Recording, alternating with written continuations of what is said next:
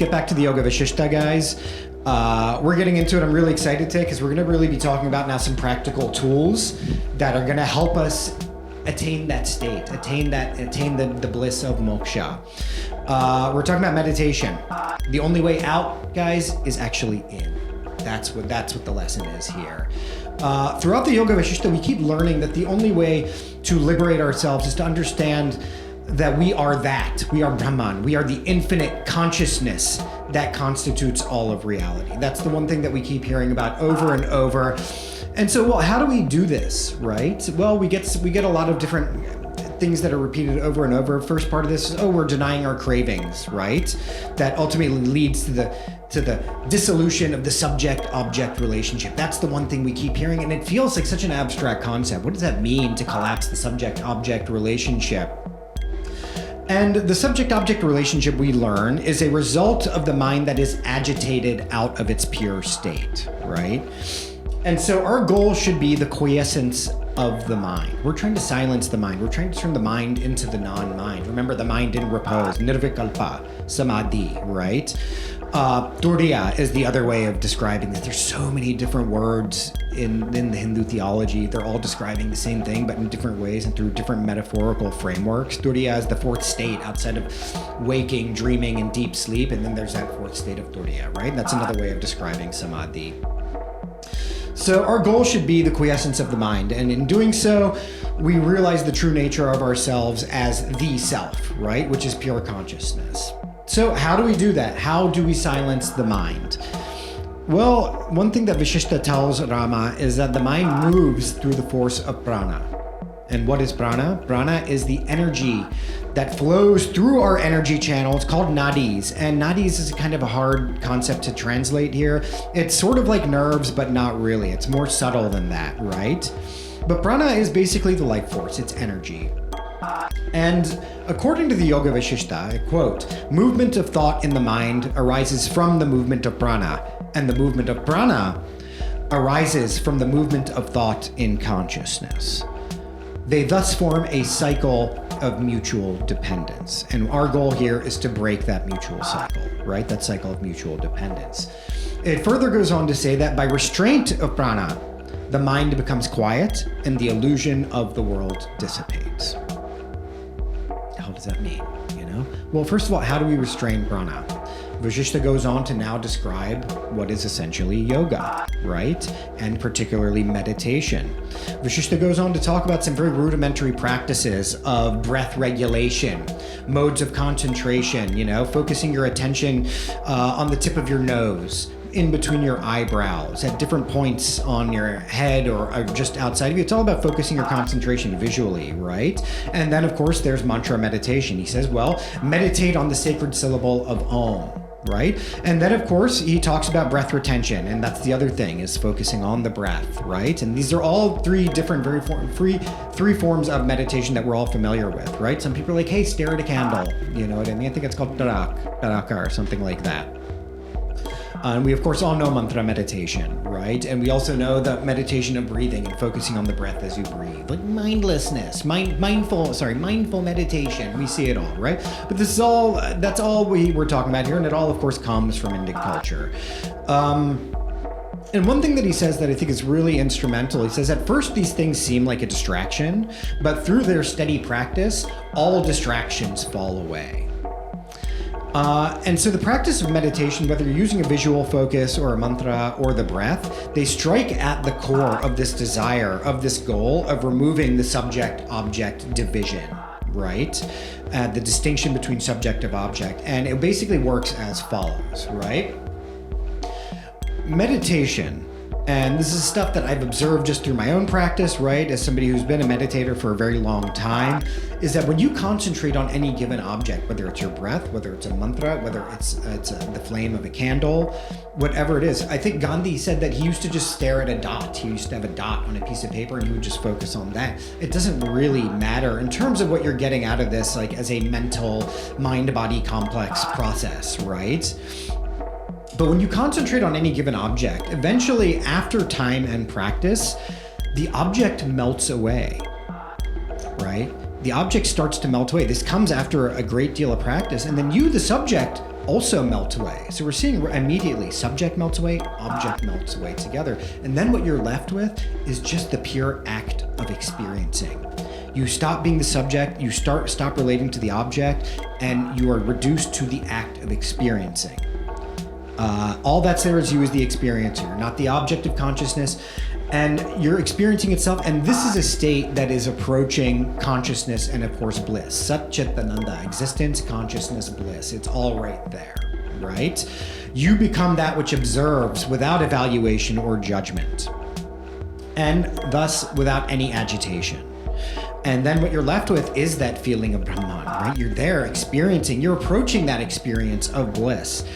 And for me, this is something that I have experience with. I'm not a completely enlightened person by any stretch of the imagination, but as somebody who has been meditating for a long time, when I first started meditating, and I think I brought this up before, when I first started, very simple, rudimentary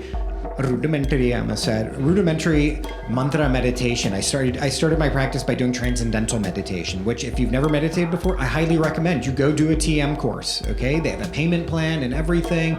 Do it. You know why? Because it is a sort of democratization. Not everybody has access to a guru and all that, especially in the West, we don't.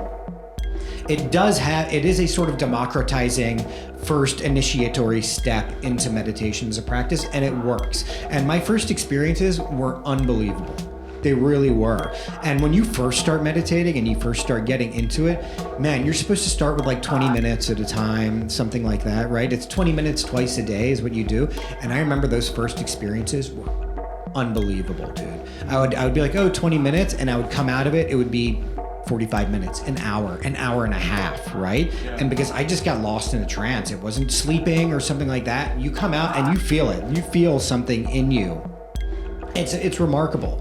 And I want to say, just putting aside the spiritual connotations or denotations of meditation, right? On a purely mind-body complex, physiological, psychological level, man, it helps. When you meditate, you are better able to abstract feelings away from yourself, right? And just remember, what we're doing is we're trying to reduce attachment to things. These attachments cause agitations within us, which lead us into further karmic bondage and debts, right? So I found that I was just way less reactive to things that might not be pleasant or pleasurable to me if something didn't go exactly as I wanted it, and from the smallest level to the largest level. I was able to abstract my thoughts and immediately take a breath basically in my mind and then decide what the course of action is rather than being immediately reactive. So that to me is like one of the best benefits of this is just reducing your reactivity. Only animals react, right? And Vishishta is like, you're a wild donkey if you don't do this. He's right though, in a sense, right? If you're not aiming for these things, you really are at the level of just like a very base animal, right? And we love animals and they're cuddly and we shouldn't eat them and all that, but it's like, we don't want to be an animal either. It's you know what I mean? It is a slightly lower state of consciousness to be a worm or to be a donkey. We have a tremendous gift as human beings to be gifted with the mind that is capable of taking us beyond the mind, right? To use Maya to go beyond Maya. The other thing about this is that there you start to see a sort of chipping away at the ego as well, right? It allows you to perform at your highest because you're performing without attachment, right? You're stricken with a sort of benign indifference to the fruits of your works, and you simply just do your works. And when you're in that state of mind, as we've discussed before, Tyaga, right? Mm-hmm. It helps you achieve that state of Tyaga where you are renounced within your actions. And I really believe that I completely understand why this takes you to that next level of worship, essentially, right? Meditation is the highest form of worship. That is the end goal. And remember, we talked about this on the last episode, or I think it was Shakti Punch 9, right? Self-inquiry, right? Where it's like you're getting to that state where it all becomes self. You know what I mean? And meditation really does do that. It really does help. So whether it is that you decide you just want to chant Om, or you want to go take a TM class, or you just want to stare at the flame of a candle for 20, 30 minutes and just see where that takes you. I'm not saying it's easy. We're afflicted with the monkey mind, right? Our minds are always going everywhere. And the thing about it is this: when you first start your meditation practice, you're going to have some amazing experiences at the starting point of this, but in the middle, it's not always going to be easy and amazing. I have very difficult meditations a lot of times. Sometimes I'll find something happening that when I'm meditating, seriously agitated thoughts will come out of me. And the way I've come to view these at this point is that, well, these are things that are actually being flushed out of my system now, right? Sometimes I'll come out and I'll be like a little bit agitated, but afterwards, I give myself a little bit of time to breathe and to just relax and to reflect. And those things, I realize those are things that have now passed through my system, and I no longer need to hold on to them. I think it's very important. Meditation is super important. At some point, I want to bring on some pranayama experts as well, because pranayama and the actual regulation of prana through the breath is extremely helpful. It's extremely useful. It has really immense benefits for you beyond just the mind too, right? And it's like in your body and the way you feel in terms of your overall health, it does so much.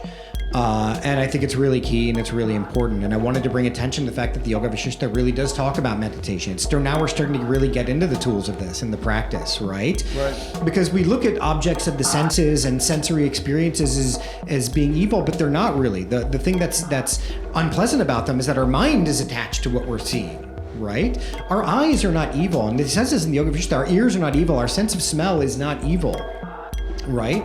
What is evil, or what is unpleasant, or what is undesirable is our ego attached to what we are perceiving, right? And through the practice of meditation, through the practice of pranayama, breath work, right? We find ourselves abstracting ourselves away from those egoistic attachments to what we are perceiving. Remember, it's all about collapsing the subject-object relationship to become simply, you are just the experiencing. That is what it is. That is what consciousness is. Beautifully said. Thanks, man. I don't know. I feel like that's as good a place as any to, where are we at time-wise? 26. I'm pretty happy. Yeah. Do you have any thoughts or anything else you want to add, Adi? No, I should probably meditate more. We should. It's just like, the thing is, like, at first it's like, it's difficult. You feel agitated sometimes because our natural condition is actually to just be constantly like, no, we're so stimulated by everything, right? And that's the real agitation. So when we are then trying meditation, we're trying to just sit still for the first time, that feels very agitating. I think the word transcendental, which I know is linked to transcendental meditation, but just in general is actually very appropriate with meditation, because like how you're speaking about like the animal state, like I believe like agitation or frustration are kind of these givens about being human, right? Like happiness may not exist in a permanent sort of state to me, but agitation and frustrations, they do, right? These are like driving factors for humanity as well. But kind of what makes us, or driving factors for just animals in general, life. But what separates us from them is our ability to transcend. Right? And our ability to be conscious. Yes. And I think meditation, every time I go through a phase where I'm more active in my meditation. Right. That's why we describe when the basic conclusion I've come to in terms of things like coming back as an animal or something like that, if you reincarnate into this form, that's a sort of purgatory that you're going through that's based on certain attributes you might have embraced or been too attached to in your previous life. And so you'll come out as something that, and this is just pure speculation, right? If you're a glutton, you might come back as a pig, rooting around in your own shit, right? Things like that, right? If you're too egoistic or something, I don't know, if you're too arrogant or too haughty, you might come back as, I don't know, what's a haughty animal that we can think of? I don't know. Part of me though looks at certain animals. Sometimes though I look at certain animals like elephants, and I'm like, that's a pretty great life. I would just say that it's possible that consciousness amongst animals is really diverse as well. It's not monolithic, and we don't know the full story behind that. We don't know the full story. And elephants, actually, I read something recently that, and I know cats are like this too, but elephants look at us like we're the cute little puppies. I know. I saw that as well recently. It's definitely been going viral. Yeah. They think we're the cute puppies of the dog. And cats think this way too, right? And like, So, you know, who's to say what? Maybe we're actually trying to work our way up to dolphin. I don't know. But I'd like to end up as a tree. I know. I feel like that's the highest state. Well, you know of what I feel intelligence. is like is like we're trying to go back into that animal state because animals are reposed and they have thiaga, right? Yeah. And they're just acting in a non-volitional way. But we are as well, but at a certain higher condition. You know what I mean? Once we can get to that point. Totally. Right? We're acting as the human animal then, right? Yeah. And not just the animal, right? Yeah, I mean, meditate, guys. It's really worthwhile. Go to TM. If you don't do that, do the thing. Put a dot on a piece of paper and just try and focus on it for a little bit. It might agitate you at first, but when you come out of it, even when you don't realize always the benefits of what you're getting, even if you have a very agitated meditation. So it's something that I really highly encourage everybody to do and to practice. To me, it's one of the crown jewels of what Indic civilization has offered the world is this way of using the mind to go beyond the mind. To me, this understanding of consciousness is so radical, right? We talk about dharmic futurism, but our baseline is already way higher, you know what I mean? And I also want to see, again, as we talked about this before, this is a dharmic futurist podcast as well, right? Pushing things in the future. All the people out there who are engaged in STEM and science and the hard natural sciences, use that knowledge that you have to further develop what your practices are and to help develop what these practices could be. You know what I mean? Remember, we're looking for the Bruce Lees out there, right? The people who can take this to the next level.